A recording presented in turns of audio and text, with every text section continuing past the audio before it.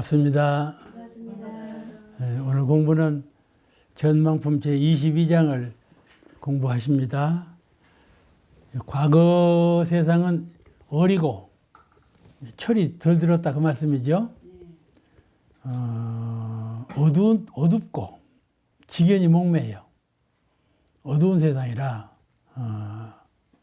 세력이 강하고 또 학식이 많아서 지식이 있는 사람이 그 반대로 약하고 어리석은 사람을 무리하게 착취를 하고 살았다. 그런 말씀이죠. 그건 많이 시정됐죠. 네. 옛날에는 그랬지만 지금은 폭 그러 않는 면이 많지 않아요. 네. 그때만 해도 한국 사회를 비롯해서 세계 곳곳에 차별제도가 심화되었었죠. 그래서 그런 일이 많이 있었죠. 대종경 선해록에 보면 이런 말씀이 나와요. 정감록 아시죠? 정감록에 앞으로 오는 세상은 큰 도인이 출세해가지고 그 영향력으로 나라를 통치하게 될 것이다. 그거를 일본 사람들이 우려해가지고 한국의 정감록 비결처럼 그런 누구도 특별한 분이 솟아나가지고 이제 외정을 물리치고 독자적인 정치를 할 것이다. 그런 우려를 했다는 거예요. 그래가지고 종교 지도자를 퍽 탄압을 했어. 불교 지도자들도 그렇다. 요 주요 대상자로 삼고 있었고, 불교국이면서도 불교 대상자들도 주요 대상자로 삼고 있었다. 그렇게 전해져 오고 있어요. 그래서 교단 초창기에 이제 그 정산용사 같은 분은 정산용사가 옆에 지내가면은 영의정 지내간다 그랬대요. 대정사님은 왕이 되고 정산용사는 영의정이 되고 이렇게 비평해서 하는 말을 했다고 그래요. 또 이게 같이 그 돈도 없으면서 서로 출자해가지고 그 방언을 막았잖아요. 막았는데 그런 걸 보고 당신들은 공산당이냐고. 공산당이 가지 이렇게 서로 힘을 모아갖고 이런 짓을 하느냐 이렇게 비방도 했다고 그래요. 그만큼 억지때를 쓰고 한민족을 착취를 하고 탄압하고 그랬죠. 그런데 오는 세상은 비록 높은 권자일지라도 권모술수나 이런 것으로 공정한 법으로 통치하게 되기 때문에 그 옛날처럼 무엇을 착취하거나 이러지 못한다. 그런 말씀이죠. 거짓되고 그 실력 없는 사람이 득세해가지고 착취를 하고 그런 짓도 했지만 앞으로 오는 세상은 그렇게 거짓되고 실력 없는 사람은 서들 못해요. 그리고 실력 있는 사람이 이게 서는 세상이 되기 때문에 이렇게 그 남을 탄압하거나 뭐 뺏어가거나 그런 일을 못하는 것이죠. 그래서 높은 권자일지라도 공법으로 치정하기 때문에 그런 일을 못하는 세상이 돌아온다. 그래서 바르고 실력 있는 사람은 풍부해지고 거짓되고 악한 사람은 차차 곤궁해진다. 그랬어요. 옛날에는 이렇게 뒤바뀌어가지고 악한 사람이 서서 풍부한 생활을 한 일도 있었지만은 앞으로 오는 세상 그러지 못하다. 그런 것이죠. 그 다음에 제23장 공부하시겠습니다. 조선인이 많이 개명되었지요. 이제 개명됨에 따라서 생활제도가 이제 많이 바뀌었어요. 개선되고 그랬죠. 이제 직연도 무슨 일을 처리하는 취사하는 직연도 완고하던 직연이 이제 열려가지고 그 유통하는 그런 밝은 직연으로 바뀌었죠. 우리 어렸을 때 일을 해고해 보면은 어렸을 때 있었던 일이 지금 없어진 것이 퍽 많아요. 그죠? 뭐 다듬이 방맹이 소리 안 들리잖아요. 없어졌어. 그러잖아요. 이 소가 몰고 가는 달구지 그것도 옛날에는 있었는데 지금 없잖아요. 6.25 때만 해도 저희 집에 있는 소, 말 다 있었는데 다 중용당하고 그렇게 야단법석이 일어난 일이 있었는데 그런 거 다 없어졌죠. 초가집도 지금 없지 않아요. 박정희 대통령 당시에 초가집도 없애고 다 그랬는데 그런 노래를 불렀는데 지금은 초가집을 찾아볼래야 찾아볼 수가 없어. 무명업도 없어요. 무명옷 입은 사람이 없어. 다 이런 것이 다 사라져. 문명의 혜택으로 다 사라졌죠. 그와 같이 정치, 경제, 문화, 종교 이런 면에서도 아주 몰라보게 바뀌지 않았어요. 세상이 참 많이 바뀌었어요. 특히 정신 방면으로는 세계 1위에 가는 세계 1위의 지도국이 되리라. 이렇게 바뀌어질 것이다. 이렇게 말씀하셨어요. 이것은 누구도 하실 말씀이 못 되죠. 우리 정신 문명이 개벽되어 가지고 세계 1위의 정신 문명 지도국이 될 것이다. 그런 말씀이에요. 도덕 문명국이 된다. 그런 말씀이죠. 그는 우리 한국은 자가자찬이 아니고 원불교로 인하여 세계 1위 지도국이 된다고 예언하신 그런 말씀 아니겠어요? 그런 말씀이에요. 그것을 이제 믿게 될 날이 오겠죠? 지금은 원불교로 인해서 세계 1위의 지도국이 된다 하면 믿을 사람 하나도 없을 거예요. 근데 차차차차 이 되어가는 걸 보면요. 원불교가 이게 발전해 가는 걸 보면 아주 어렵고 갓나는 것이 참 많지요. 많지만은 하나하나 튀어가고 열려가고 또 종합적으로 볼 때에도 어디 하나 빠진 것이 없어요. 다른 종교는 이면으로는 발전했는가 하면 저면으로는 부족하고 이런 것이 많은데 우리 교단은 어느 면으로 보더라도 다 같이 총체적인 개념이 빠진 것이 없이 겸비해가지고 가는 종단이에요. 그런 종단이 원불교밖에 없다고 생각을 해요. 그런데 이 하나하나 개벽되어 가는 이 모습이 느리기는 하지만은 반드시 크게 융창해서 세계 제1의 도덕 지도국이 된다, 지도국이 된다는 것을 의심할 여지가 없게 그렇게 발전되리라고 생각합니다. 지금 우리 미국의 교역자들이 많이 파견되어서 교화를 하고 있는데 불교는 우리를 못 따라온대요. 교화 세력이 불교는 원불교를 못 따라오고 벌써 원불교가 딱 지배했어요. 그리고 미국인들의 정신이 차차차차 원불교적인 교법의 우월성을 인정한다 그래요. 이렇게 원불교 교도가 되고 또는 원불교 교리를 듣고 이해할 때 그 눈빛이 그 이해하는 그 감이 아주 그 훌륭한 교법이었구나 하는 것을 느낄 수 있도록 그렇게 감탄하고 있다고 그래요.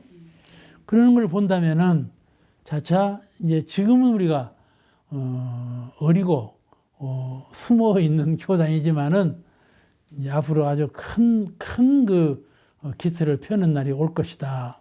그리고 그 선학대학이라든지 날마센터라든지 이렇게 되어가는 걸 보고 아주 놀란다고 그래요.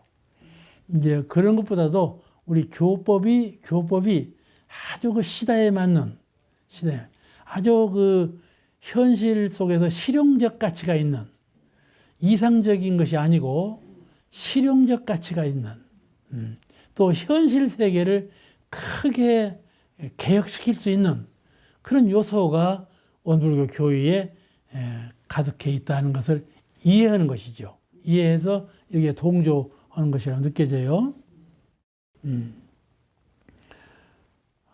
우리 과거 한국의 지리적 약점은 우리가 약점이죠. 4대 강국 속에 총 많은 나라가 딱 끼어가지고 강국의 지배를 받았잖아요. 약속의 서러움을 다 가지고 살았지만은 앞으로 오는 세상은 전 역전하는 거예요. 강국의 속에 딱 끼어갖고 오히려 이제 그 덕을 크게 입어서 그런 강국에 우리가 역량을 파급시킬 수 있는 그런 그 기회가 돌아왔다. 왜냐하면은 한국인의 직연이 미국 사람이나 중국 사람 못해 절대로 승하면 승하지 못할 이유가 없거든요. 세계인하고 비교해봐도 한국인만큼 재치 빠르고 재주 있고 지혜로운 국민이 없어요. 그러니까 이런 문화민족이 또 이제 뭐 연구 개발한 것도 그래요. 세계 최초로 연구 개발한 것이 얼마나 많습니까? 우리가 묻혀 있어서 드러나지 못했지 연구 개발한 걸 보더라도 모든 것을 보더라도 한국인의 직연이 세계에 드러날 리 머지않고 이러한 그 문화민족의 역할이 강대국을 통해서 더 빨리 더 그 널리 확장되어 갈 수 있는 요소를 우리가 갖고 있다. 그런 면으로 볼 때 우리 지리적 조건도 과거의 약점이 큰 강점으로 승화되게 된다. 이런 면으로 볼 때 우리 한국이 앞으로 전망이 크게 밝다. 이거 느낄 수가 있어요. 우리 한민족의 창의력이 참 우수했어요. 우선 그런 건 지금 역사적으로 자꾸 고정되어 가고 있는데 이것이 이제 구애 없이 발전해 가면은 얼마나 상상할 수 없는 큰 역량을 발휘할 수 있을 것이다. 그렇게 믿어지고 있어요. 우리가 그 한국에는 숨어 있는 보물이 하나 있는데 그것이 뭐겠어요? 원불교예요. 우리 원불교가 한국에 숨어 있는 보물이에요. 그런데 이제 한국이 드러남에 따라서 이제 세계적 보물로 원불교가 드러날 일이 그리 머지않다 일이 보아지는 거예요. 왜냐하면 모든 인류가 물질 문명과 과학 문명에 시달리는 때가 와요. 지금 시달리는 때예요. 문명이 과도하게 발전해가지고 이 일을 어쩔 것인가 이런 염려 또 그 문명의 피해를 입고 있다. 날로 이 기온이 더워져 가지고 지금 보세요. 옛날 우리가 어렸을 때 보던 참새 없어져 버렸어요. 옛날 제가 인도네시아나 갔을 때 거기서 보는 빕새 조그마한 참새 그것들이 지금 여기 올라와 살아요. 맨 그런 것들이요. 이 기후 변화라든지 이 모든 것이 말이죠. 우리가 이렇게 가다가는 큰일 맞지.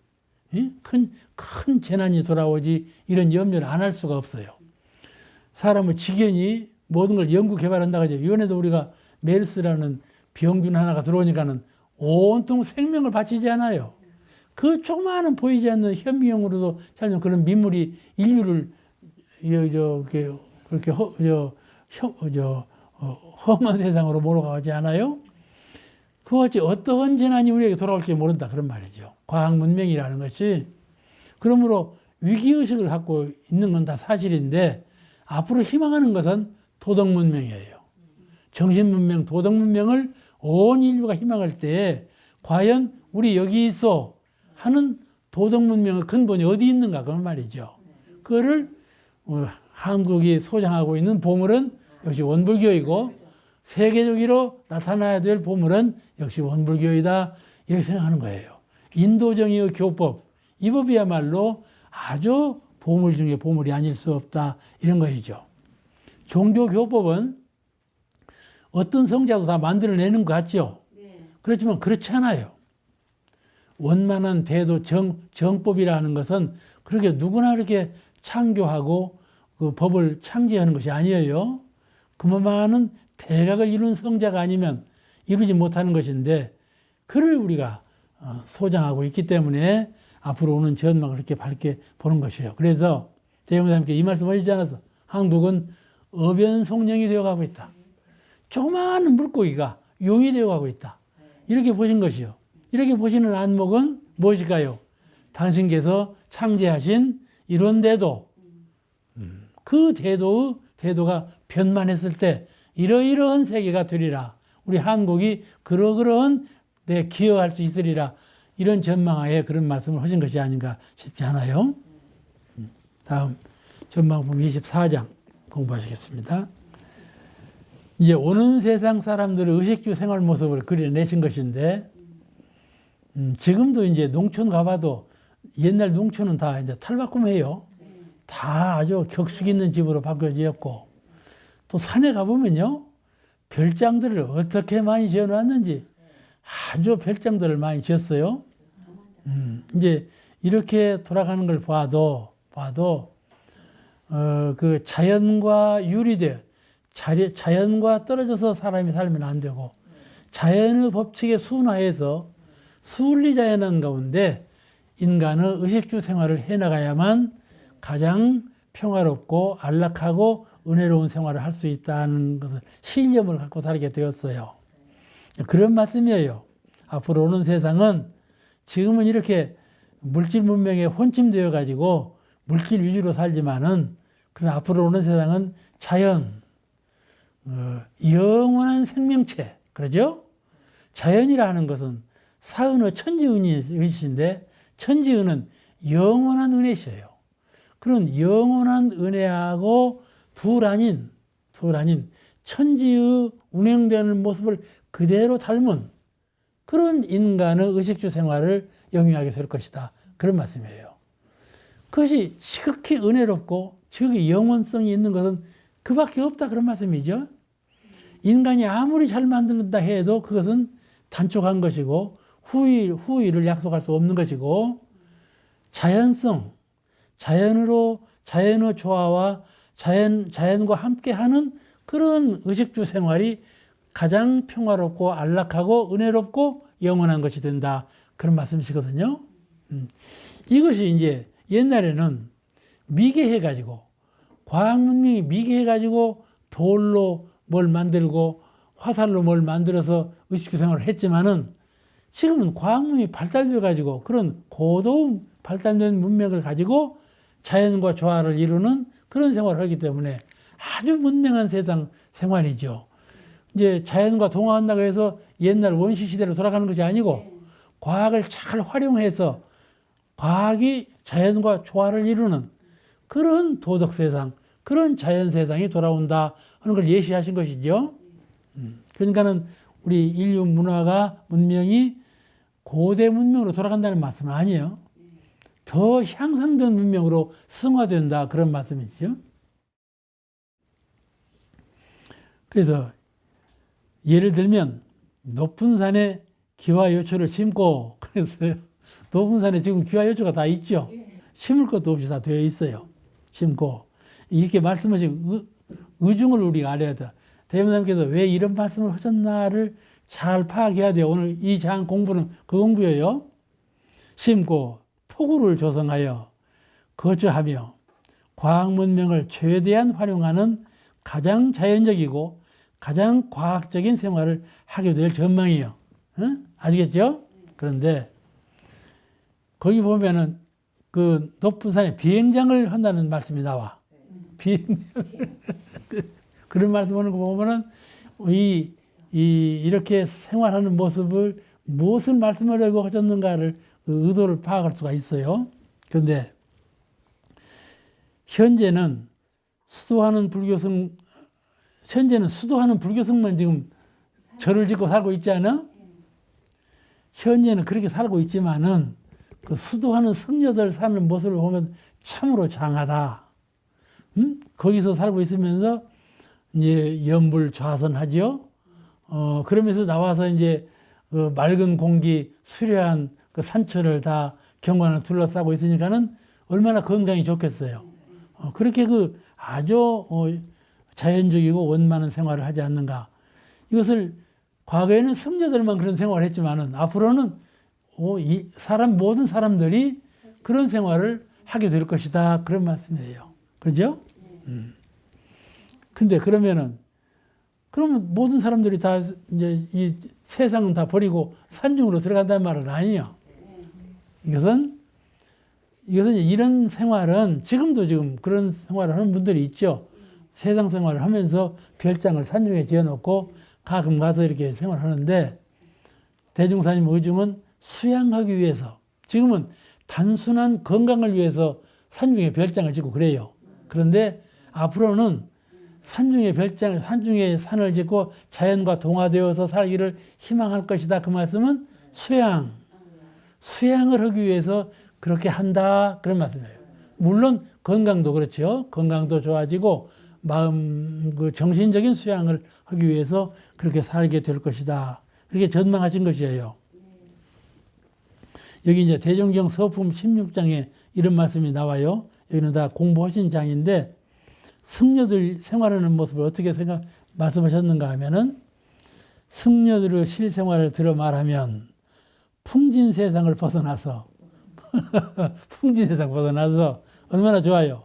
산수 좋고 경지 좋은 곳에 정결한 사원을 건축하고 깨끗한 아주 잡티가 없는 그런 사원을 건축하고 존엄하신 불상을 모시고 우리로 말하자면 이제 법신불 유론상을 모신 그렇게 되겠죠. 법신불 유론상을 모시고 그런 말씀이에요.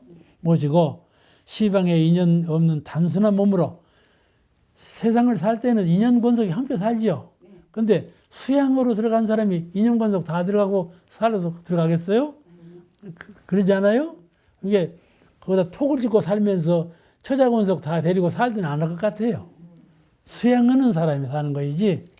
이제 그런 유예요. 인연 없는 단순한 몸으로 스님들 생활하는 모습이요. 찬양하는 말씀이요.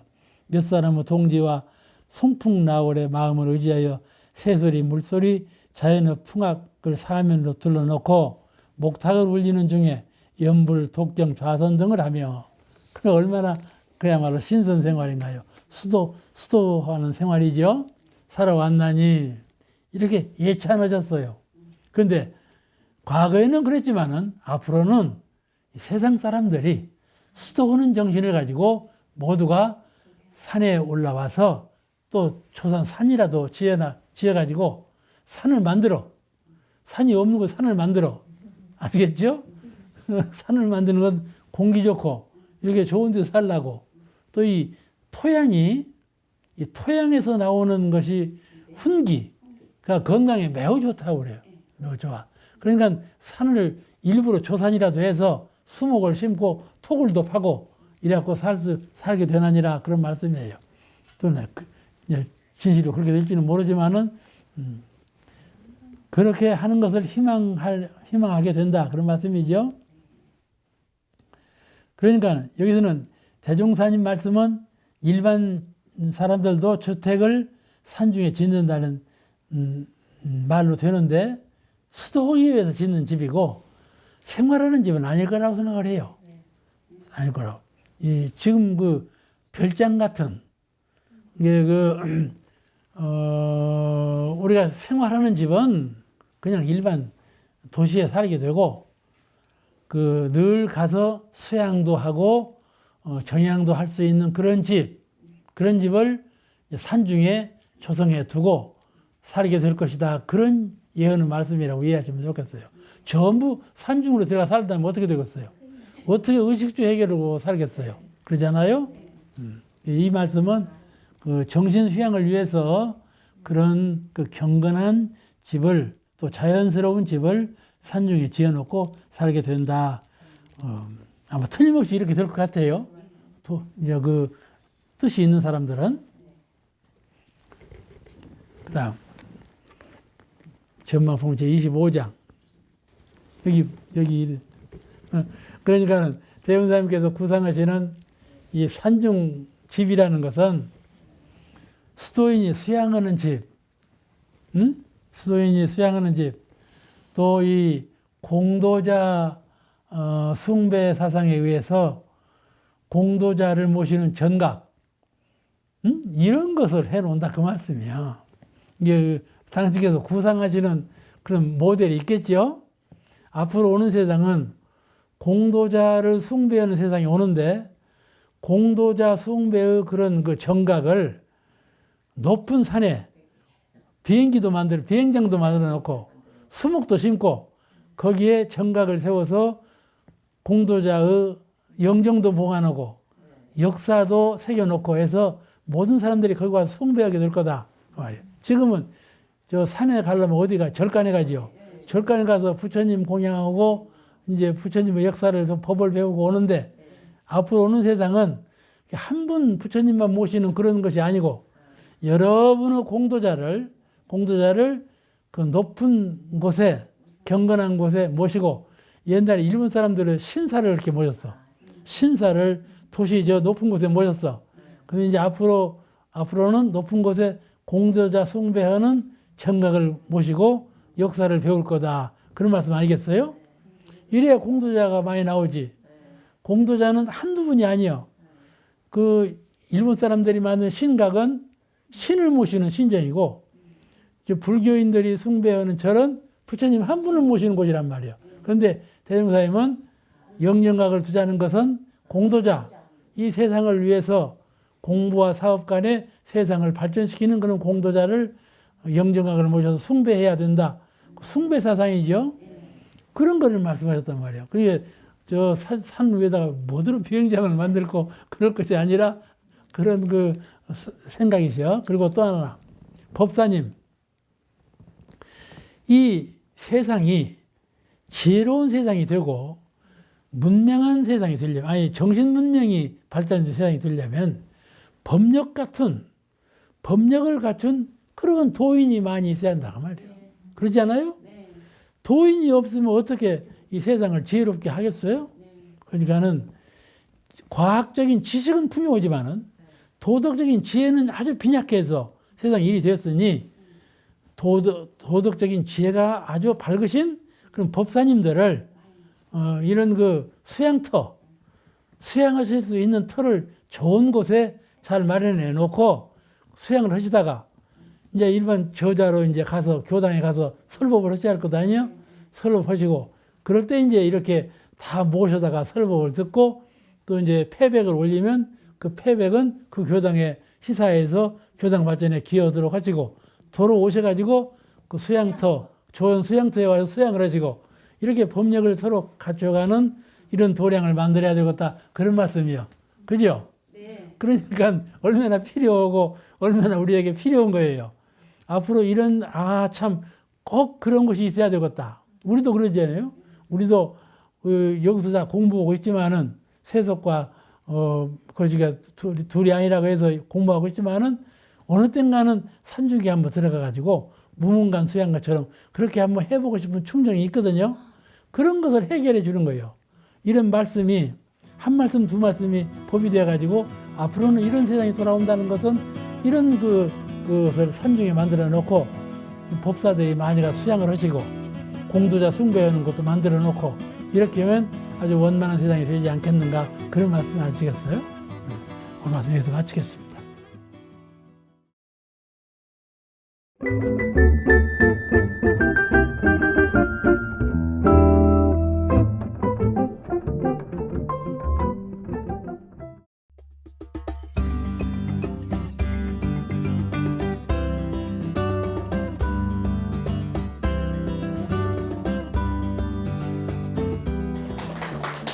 반갑습니다.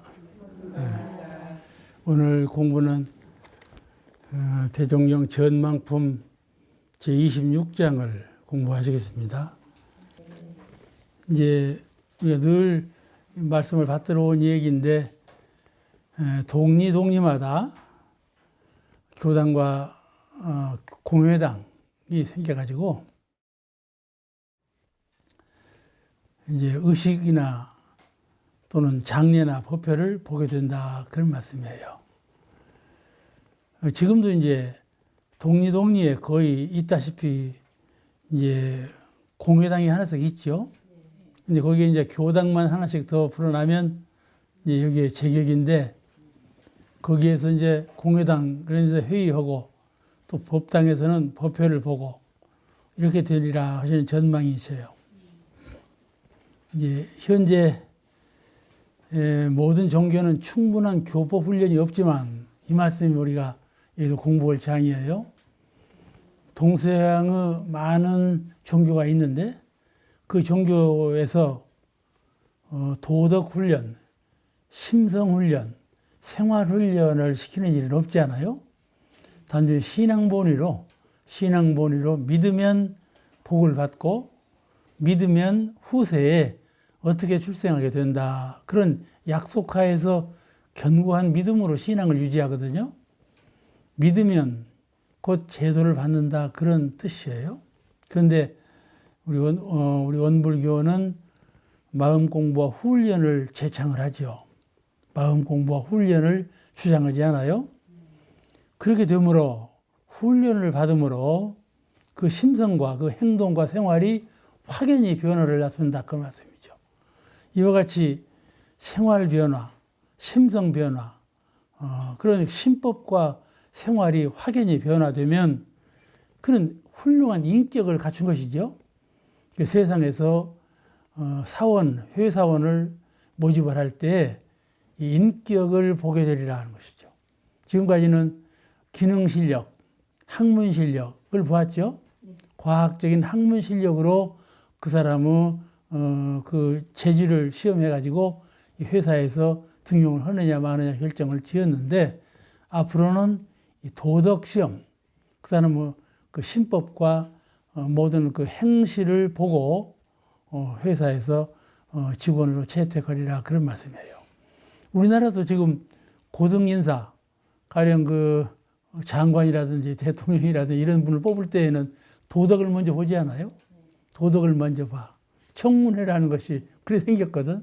청문회가 그렇게 생겨가지고 도덕성, 그가 부정한 일은 없었는지, 그자가 그 사람이 그 신법이 또는 교양면에서 또는 행정면에서 결함사항이 많지 않은가를 보는 거예요. 만약에 높은 사람이 그 신법에 결함이 있고 도덕성이 부족하고 그저 그 안에 흠이 많은 사람이라면은 그 영향이 전 국민에게 미칠 것 아닙니까? 그러니까 세밀히 보는 것이죠. 정치를 하거나 또는 그 문명을 촉진하는 데 있어서 잘못 가면 안 되지 않아요. 전 국민이 다른 곳으로 나쁜 곳으로 갈 수는 없지 않아요? 그러므로 높은 자리에 있을수록 그 도덕성을 시험 본다 그런 말씀이죠. 그런데 앞으로는 조그마한 회사에서 임원을 채용할 때에도 그 도덕성을 먼저 보리라 하신 예언 말씀이죠. 이 관공청이나 사회에서 인재를 선발할 때 종교 신자를 먼저 찾게 된다. 이 말씀은 누구도 하신 분이 없죠. 대종사님만 하신 말씀이에요. 이런 말씀이 가볍게 들을 수가 있지만 절대로 그렇지 않아요. 실생활에서 종교가 어떠한 역할을 할 것인가 하는 문제를 생각해 볼 때 이런 말씀은 매우 중요한 말씀이다. 이 생각이 되지 않아요? 개벽 세상이 돌아온다면 이제 밝은 세상, 문명된 세계가 돌아온다 그러셨죠?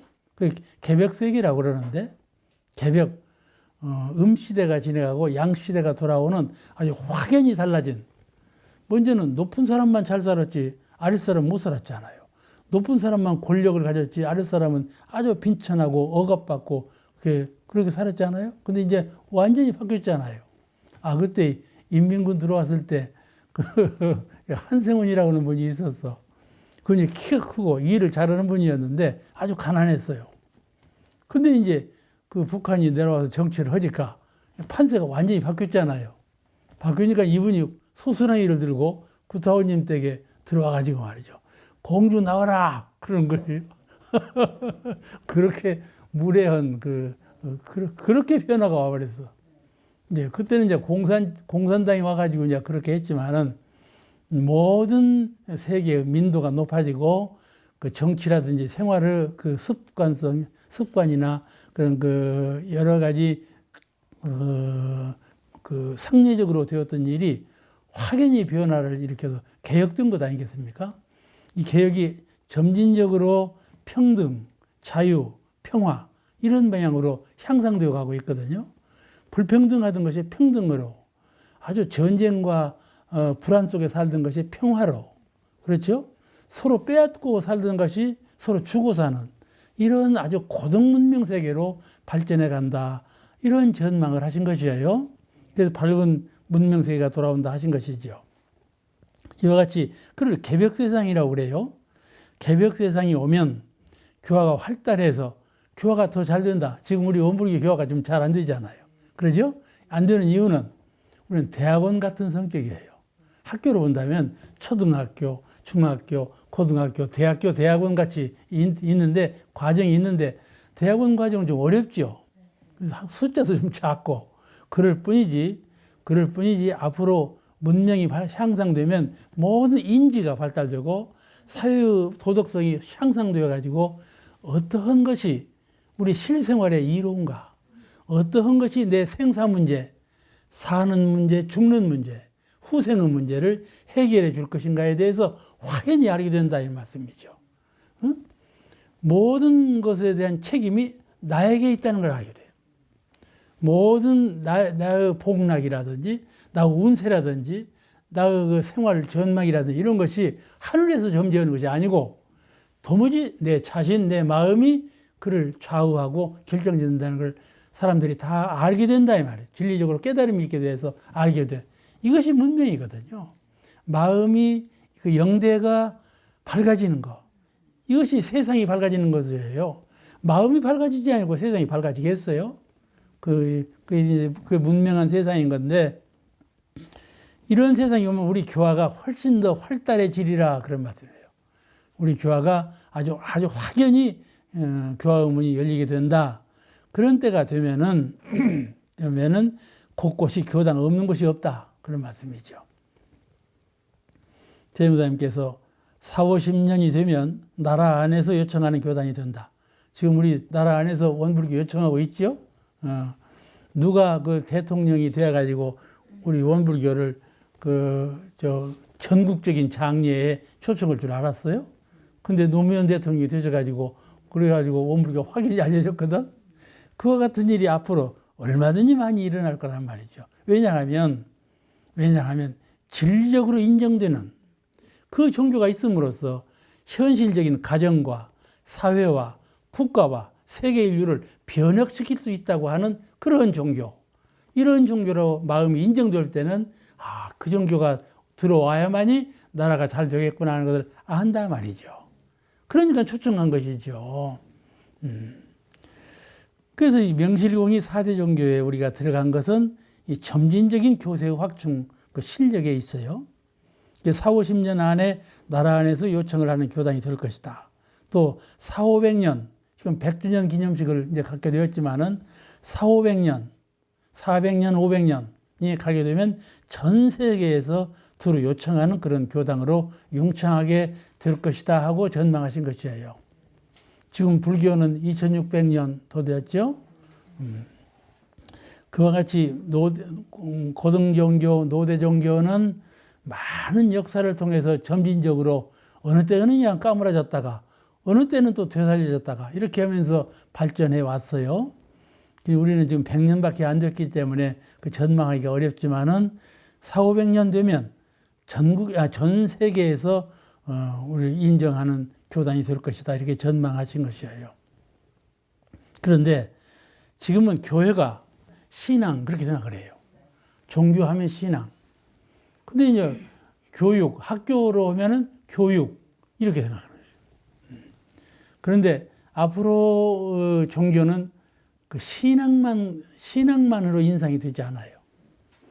신앙, 믿음만 가지고 종교에 든다는 것을 그렇게 인정하지 않는다 그런 말씀이죠. 무엇을 종교라 하느냐면 수행, 마음을 닫고 그 마음 닫음이 가정에, 사회에, 국가에 미칠 수 있는, 영향을 끼칠 수 있는 모든 것의 근본은 그 마음 신법에 있다는 것을 알아서 수행, 마음을 어떻게 깨달으며 마음을 어떻게 활용하며 그 마음의 영향을 어떻게 미쳐가는가, 그거를 초안 삼아서 볼 거다 그런 말씀이죠. 그래서 지금까지는 교회가 신앙본위로 됐어요. 믿으면 곧 천상 간다고 이렇게 말을 하니까는 그러는 줄 안다는 말이죠. 그런데 예수님께서도 그러셨잖아요. 이 밀리 글레암이 세계적인 선교사인데 한국에 와서 설교할 때 내가 들어봤어. 들어보니까 지금 믿으십시오. 지금 천국에 이를 수 있습니다 하고 강하게 말하더라고. 대중들이 다 좋다고 할렐루야 하더라고. 근데 어째 지금 믿으면 지금 천국에 갈 수 있나요? 그렇잖아요? 예수님이 말씀했어요. 이 소를 끌고 낙타를 끌고 바늘귀에 들어갈 만큼 어렵다. 그렇게 낙타를 끌고 바늘귀에 통과할 만큼 어려운 천국인데 지금 믿으면 천국에 간다는 말이 그 말이 되나요? 그런데 그것을 인정하는 것은 신학문에 들어오면 점진적으로 향상되어 가지고 마침내는 마침내는 나귀를 끌고 바늘귀로 들어가는 그런 천국에 이를 수 있다. 이렇게 말이 되지 않아요. 신앙문에 들어오는 것과 신앙문에 들어오지 않는 것과는 큰 차이가 나기 때문에 그렇게 말하는 것이고 대중이 다 인정하는 거거든요. 그런데 앞으로 오는 종교는 그렇게 되지 않는다 그런 말이죠. 신앙과 수행, 수행과 신앙. 본래 이 서양 종교는 신앙 본위 종교였어요. 동양 종교, 인도를 비롯한 이 중국을 비롯한 이 동양 종교는 수행을 중심으로 한 종교였어요. 그런 종교가 이제 원불교를 통해서 신앙과 수행을 병행하는 종교로 됐죠. 가령 예를 들면 내가 수행을 당다해서 좌선을 할 때 내 마음만 닦으려고 노력하면 잘 닦아지지 않아요. 신앙성 참 우주만유 신령한 진리이신 이론상을 믿는 마음을 가지리 갖고 이론상을 내 마음에 품는다 말이에요. 내가 이론상 안으로 들어간다 말이죠. 그렇게 큰 집에서 선을 닦으면 훨씬 더 선이 잘 닦아지고 오랜 동안 그 설력을 유지할 수가 있는 것이죠. 이와 같이 신앙과 수행을 병진하는데 더 큰 실력을 갖출 수가 있는 것이에요. 그래 지금은 교회가 신앙본으로 구성되었지만은 그래서 이제 대규모 집단체가 이루어져서 신앙본의 종교는 많은 사람을 어구할 수가 있어요. 이게 이 대규모 교회가 될 수가 있어. 가능성이 있어요. 근데 앞으로 수행본의 종교가 발달하면 그렇지 않아요. 교당이 규모가 작아져. 그리고 몇몇 촌촌에 다 있게 돼. 한 곳에 큰 교회가 있는 것이 아니고 주민들 사는 곳곳에 전부 있게 된다. 그러면 이게 나중에 집집마다 다 대웅전된다고 전 말씀이 그 말씀이에요. 그러니까 몇몇 촌촌에 교당이 있어서 왜 그러느냐? 수행을 시키려면 우리가 수행을 시키려면 그와 같이 가까운 곳에 이렇게 있어야 된다 그런 말씀이죠. 가까운 곳에 많은 사람이 있으면 수행을 점검할 수가 없잖아요. 그죠? 그러죠. 그래 안 해요. 우리가 학교를 가더라도 교육을 잘 시키려면 학생 수가 작아야 철저한 교육을 시킬 수 있잖아요. 많으면 철저한 교육을 시킬 수 없어요. 그런 거는 아주 발달한 나라일수록 학교 교실이 작고 소수인만을 한 사람이 책임지고 교육을 시키고 있잖아요. 그와 같이 교회도 대규모 교회가 발전하는 것이 아니고 소규모 교회가 많은 곳에 있어서 항상 상시로 훈련을 받는 그런 모습으로 변화되어 간다 그런 말씀이에요. 그렇게 이해가 되나요? 네. 이것이 앞으로 모든 인류가 바라는 종교는 이랬으면 좋겠다 하는 그 바라보는 그 희망이 누구든지 잘 그 마음을 닦아서 훌륭한 인격을 갖고 있는 사람이 되었으면 좋겠다. 이걸 바라보지 않아요. 그러니까 그렇게 하려면 종교가 그런 모습으로 변화되어 갈 것이다. 그런 전망이죠. 그래서 오는 세상의 교회는 수행과 훈련을 구체화한 신앙과 수행을 또 수행과 훈련을 구체화하기 때문에 소규모 다수교회, 규모는 작지만 다수 많이 있는 그런 교회로 발전해 간다 그런 말씀이셔요. 또 오는 세상의 교회는 정신훈련 군인에 가면 정신훈련 시키죠. 우리가 보통 사람 보고 꾸중할 때는 정신 차리라고 그러죠. 정신 차려. 그와 같이 정신훈련, 정신이 서야 한다 말이죠. 그 다음에 성리훈련, 정신훈련이라는 것은 개인별로 가지고 있는 성품, 개인별로 누구나 다 갖고 있는 마음, 이거를 훈련시키는 것이죠. 마음을 깨닫게 하고 마음을 바르게 쓰게 하고 그렇지 않아요? 마음을 잘 확충하게 하고 이런 훈련을 시켜요.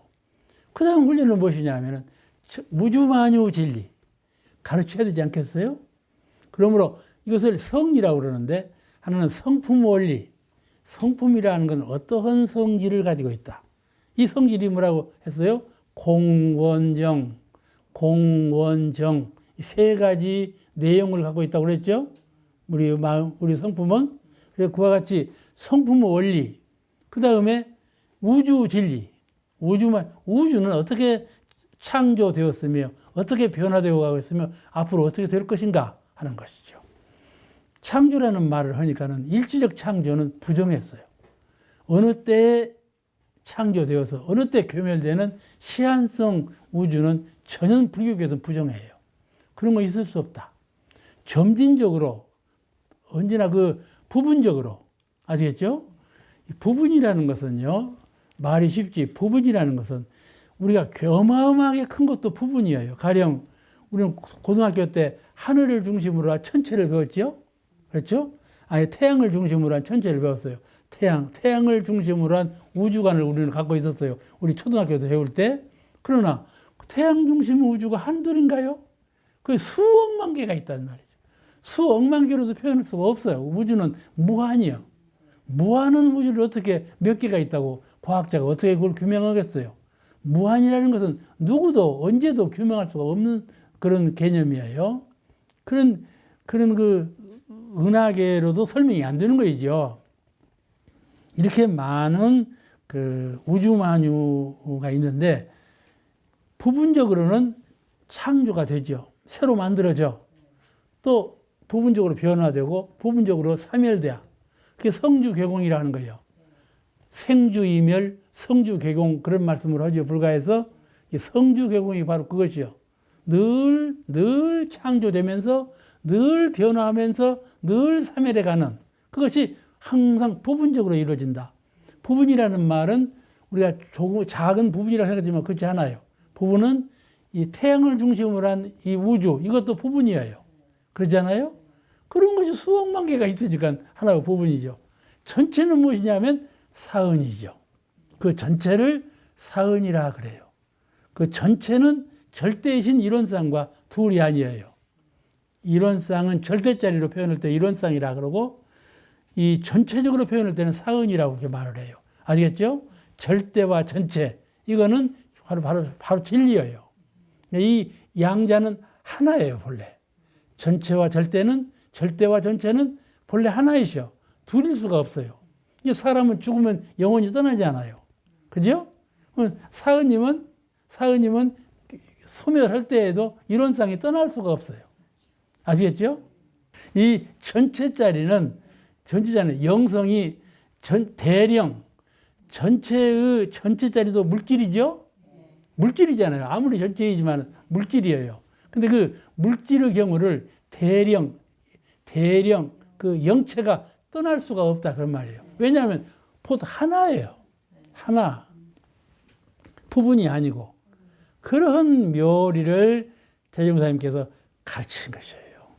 우리는 우주를 이해할 때 이런 대종사님의 아주 투철한 깨달음에 의한 우주관을 우리 가져야 되고 성리, 내 마음, 내 성품에 대해서 이해할 때에도 대종사님의 아주 그 깊은 밝은 투철한 그 성리관에 의해서 우리가 우리 마음을 이해해야만 되지 않겠어요?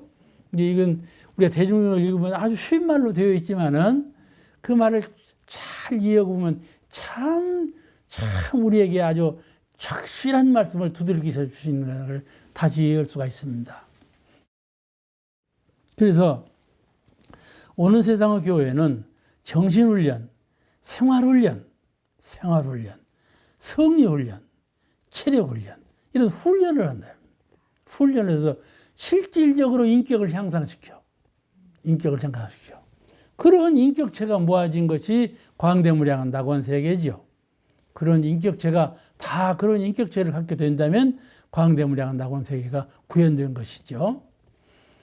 그 훈련을 통해서 개개인의 인격과 실력 향상을 위주하기 때문에 보통 사회 사람들하고 달라. 그죠? 영 달라. 가령 원불교인이 무슨 집회를 했어. 집회를 하고 다 해산하고 간 후에 그 잡취를 보면 아주 깨끗하고 전에보다도 그 화기가 더 깨끗해. 그런데 좀 미안한 말이지만 다른 종교 집단에서 하고 가면은 그 전 모습보다도 엉터리도 없이 그냥 어지러져 있어. 이걸 보면 그 인격을 이해할 수가 있는 거거든요. 신앙은 신앙대로 하고, 인격은 인격대로 있고, 마음은 마음대로 있고, 행동은 행동대로 따르지 못하거든요. 이런 것을 여실히 볼 수가 있잖아요. 우리 정부에서 무슨 기관을 만들 때 원불교인을 최고로 선택하거든. 그리고 원불교가 지금 교환은 그렇게 활달하게 안 된다고 하지만은 복지시설은 엄청나게 발달했잖아요. 그 이유가 뭐예요? 원불교만이 원불교를 주어야만 이 복지기관이 완벽하게 된다는 것을 신뢰하기 때문에 자꾸 발전해 가지 않아요. 만들면 원불교 한다면 원불교 줘버린단 말이에요. 이 이유가 뭐냐는 말이에요. 그런데 근거한 거란 말이죠. 이것은 그 인격과 실력을 향상을 위주하기 때문에 인격의 차이에서 아주 현저한 차이가 나는 거예요. 아시겠죠?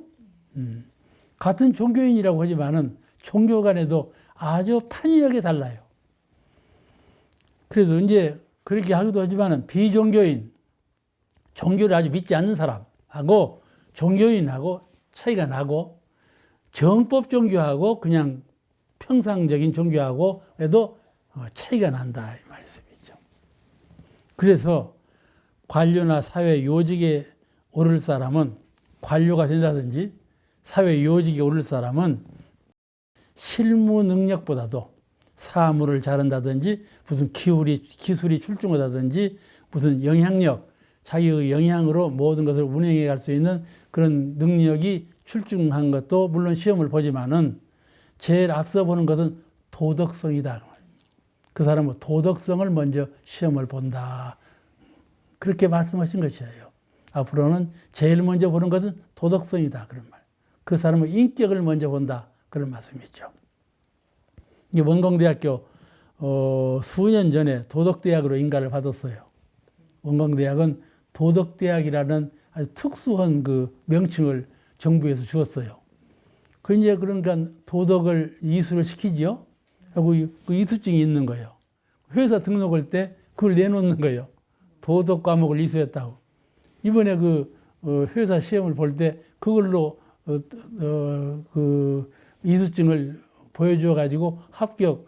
그건 모르겠지만은 합격에 큰 영향을 주었다는 그 총장님 보고를 하더만.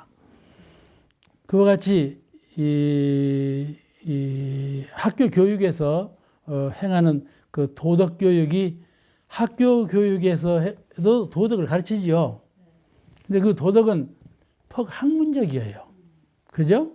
학문적으로 배우는 거예요. 근데 종교에서 가르치는 도덕은 실제적인 훈련이죠. 다르죠? 도덕이라는 건 개념적으로 무엇이다 하고 학문적으로 가르치는 것하고 실질적으로 훈련을 시켜서 개화시키는 것하고는 차이가 나지 않습니까? 종교는 그런 실질성을 가지고 있다. 그런 것이죠. 오늘 공부는 여기서 마칩니다.